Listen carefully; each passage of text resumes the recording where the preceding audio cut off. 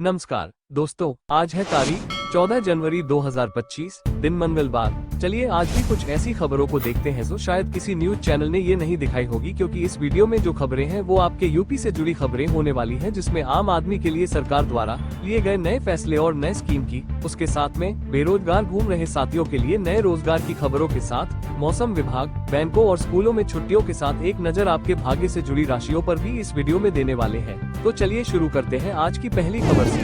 मंगलवार को मिथुन समेत इन राशि वालों की चमकेगी किस्मत। ज्योतिषीय गणना के अनुसार मंगलवार 14 जनवरी 2025 मिथुन समेत कई राशियों के लिए बेहद शुभ रहेगा। मिथुन राशि के जातकों को करियर में नए मौके मिलेंगे, आत्मविश्वास बढ़ेगा और परिवार के साथ रिश्ते मजबूत होंगे। मेष राशि के जातकों को ऑफिस में सहकर्मियों का सहयोग मिलेगा और व्यापार में वृद्धि होगी। वहीं वृषभ राशि वालों को पारिवारिक जीवन में खुशियां मिलेंगी, लेकिन प्रोफेशनल फैसलों में सतर्कता बरतनी होगी। कर्क राशि के लिए धन और सुख समृद्धि का योग बन रहा है। सिंह राशि के जातकों को व्यापार में मुनाफा होगा और नई पार्टनरशिप के मौके मिल सकते हैं। एक और बड़ी खबर आ रही है दोस्तों, आपको बता दें, महाकुंभ के दौरान हैवी वाहनों की नो एंट्री। उत्तर प्रदेश के हमीरपुर जिले में महाकुंभ को लेकर प्रशासन ने सुरक्षा के तगड़े इंतजाम किए हैं। बांदा प्रयागराज मार्ग समेत प्रमुख रास्तों पर 15 जनवरी तक भारी वाहनों की नो एंट्री रहेगी। सुमेरपुर और अन्य मुख्य मार्गों पर बैरियर लगाकर पुलिस ने चेकपोस्ट स्थापित किए हैं। यातायात को डायवर्ट कर नेशनल हाईवे की ओर भेजा जा रहा है। पुलिस बल तैनात कर श्रद्धालुओं और संदिग्ध तत्वों पर नजर रखी जा रही है। प्रशासन का अनुमान है कि महाकुंभ में करोड़ों श्रद्धालु शामिल होंगे। चलिए दोस्तों, वीडियो में आगे बढ़ने से पहले आप सभी इस वीडियो को यूपी के किस जिले से देख रहे हैं और कौन सी खबर आपके लिए उपयोगी है उसे कमेंट में जरूर बताएं। और बेहतरीन खबरों को देखने के लिए चैनल को सब्सक्राइब जरूर करें, क्योंकि अभी किसी प्रकार का सब्सक्रिप्शन चार्ज नहीं है। अब इधर देखिए, अगली खबर आ रही है। यूपी में बिजली कंपनियों के निजीकरण का विरोध। Uttar Pradesh power corporation limited ने दक्षिणांचल और पूर्वांचल विद्युत वितरण निगम के निजीकरण की प्रक्रिया शुरू कर दी है। विद्युत कर्मचारी इस निर्णय का विरोध कर रहे हैं और काली पट्टी बांधकर प्रदर्शन कर रहे हैं। संघर्ष समिति ने कहा है कि यह निजीकरण आम जनता के हितों के खिलाफ है।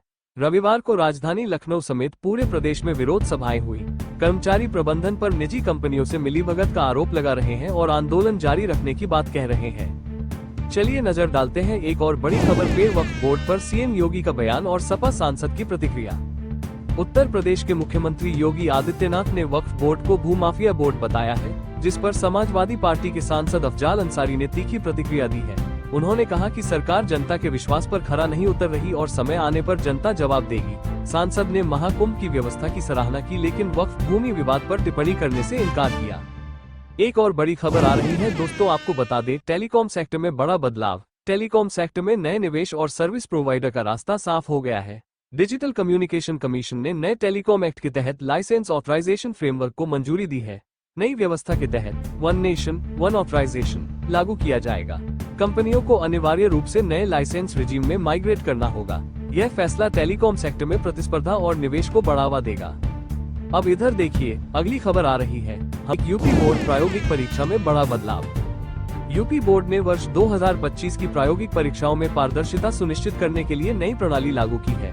अब छात्रों के अंक परीक्षा केंद्र पर ही मोबाइल ऐप के माध्यम से अपलोड किए जाएंगे। यह ऐप केवल परीक्षा केंद्र के 200 मीटर के दायरे में काम करेगा और केंद्र से बाहर जाने पर स्वचालित रूप से बंद हो जाएगा। परीक्षकों को छात्रों के साथ सेल्फी लेकर उसे ऐप पर अपलोड करना होगा। प्रधानाचार्य को परीक्षा की निगरानी, रिकॉर्डिंग और उसकी रिपोर्ट बोर्ड को भेजने की जिम्मेदारी दी गई है। प्रायोगिक परीक्षाएं 2 चरणों में होंगी। पहला चरण 23 से 31 जनवरी तक आयोजित होगा। एक दिन में अधिकतम 80 छात्रों की परीक्षा ली जा सकेगी, जिससे बड़े केंद्रों पर 5 दिनों तक परीक्षाएं चलेंगी। चलिए नजर डालते हैं एक और बड़ी खबर पे। गैंगस्टर बबलू श्रीवास्तव की रिहाई पर सुप्रीम कोर्ट का निर्देश। सुप्रीम कोर्ट ने यूपी सरकार को गैंगस्टर ओम प्रकाश श्रीवास्तव उर्फ बबलू श्रीवास्तव की समय पूर्व रिहाई पर 2 महीने के भीतर निर्णय लेने का निर्देश दिया है।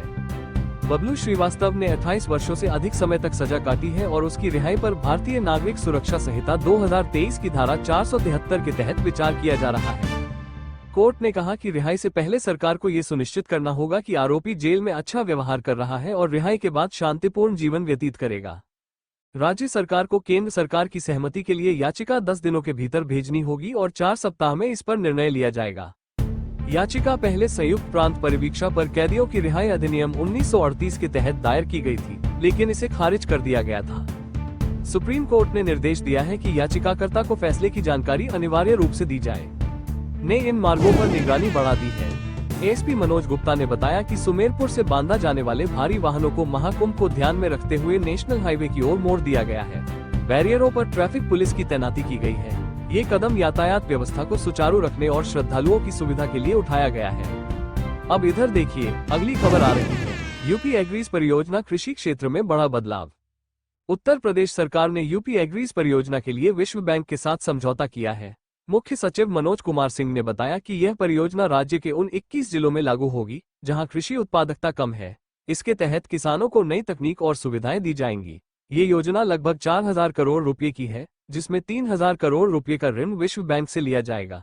इस परियोजना से किसानों की आय बढ़ाने और कृषि उत्पादों के निर्यात को बढ़ावा देने का लक्ष्य है। अब इधर देखिए, अगली खबर आ रही है। लखनऊ में हेलमेट जरूरी, वरना पेट्रोल नहीं मिलेगा। लखनऊ में दोपहिया वाहन चालकों के लिए नया नियम लागू होने जा रहा है। जिलाधिकारी सूर्यपाल गंगवार ने आदेश दिया है कि 26 जनवरी 2025 से बिना हेलमेट पेट्रोल नहीं मिलेगा। इस नियम के तहत बाइक सवार और उनके साथ बैठी सवारी दोनों को हेलमेट पहनना अनिवार्य होगा। सभी पेट्रोल पंपों पर साइन बोर्ड लगाए जा रहे हैं और सीसीटीवी कैमरे की निगरानी बढ़ाई जा रही है। ये कदम सड़क दुर्घटनाओं को कम करने के लिए उठाया गया है। चलिए नजर डालते हैं एक और बड़ी खबर पे। महाकुंभ 2025, 1.5 करोड़ श्रद्धालुओं ने किया स्नान।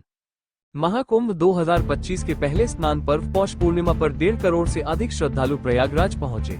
मुख्यमंत्री योगी आदित्यनाथ ने ट्वीट कर सभी संतों, श्रद्धालुओं और कल्पवासियों का अभिनंदन किया। संगम पर स्नान करने वालों ने गंगा, यमुना और सरस्वती के त्रिवेणी संगम में डुबकी लगाई।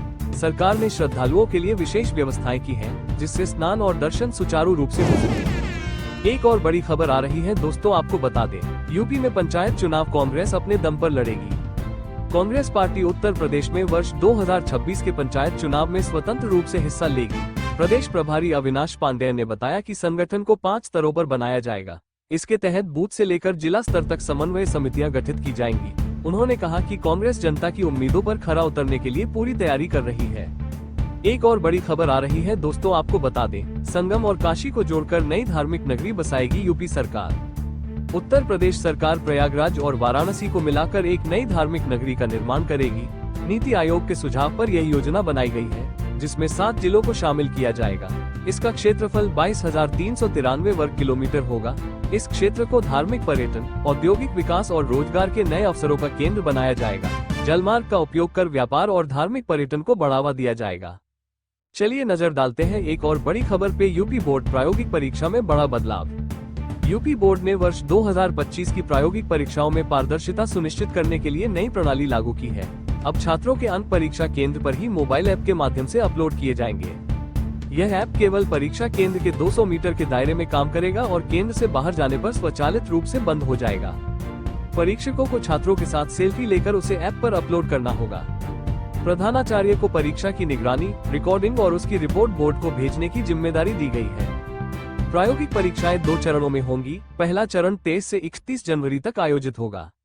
एक दिन